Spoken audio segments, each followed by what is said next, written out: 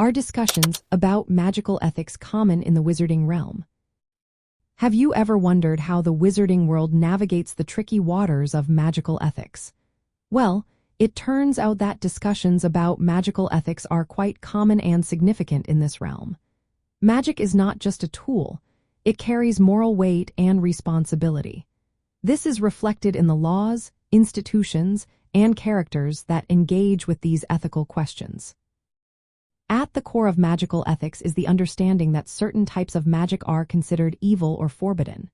For instance, the Unforgivable Curses, which include the Imperious Curse, the Cruciatus Curse, and the Killing Curse, are universally condemned. These spells are not just dangerous, they are seen as morally wrong to use under any circumstances. The Killing Curse, for example, is described as the supreme act of evil, highlighting a clear moral boundary in magic use. Discussions also arise around spells that affect living beings, like Transfiguration.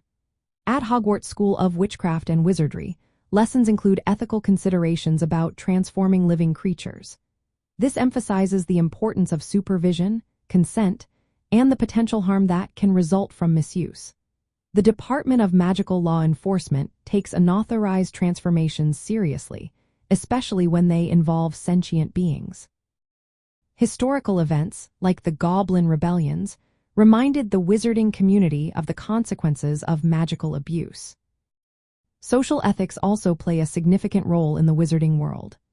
Issues like the prejudice between pureblood wizards and Muggles, as well as the treatment of magical creatures, are explored deeply.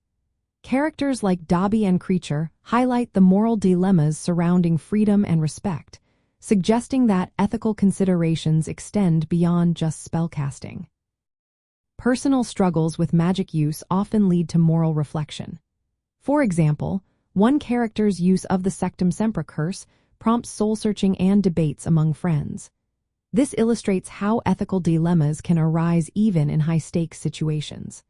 Another character frequently voices concerns that act as a moral compass, showing that these discussions are part of everyday life in the wizarding world.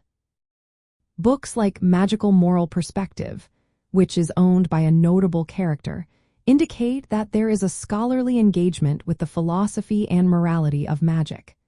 This suggests a tradition of ethical thought within wizardry. In practical terms, magical ethics influence laws, education, and personal choices. Wizards and witches must consider the consequences of their magic on others, the limits of acceptable power, and the respect for life and autonomy. These discussions shape how magic is taught, regulated, and used responsibly.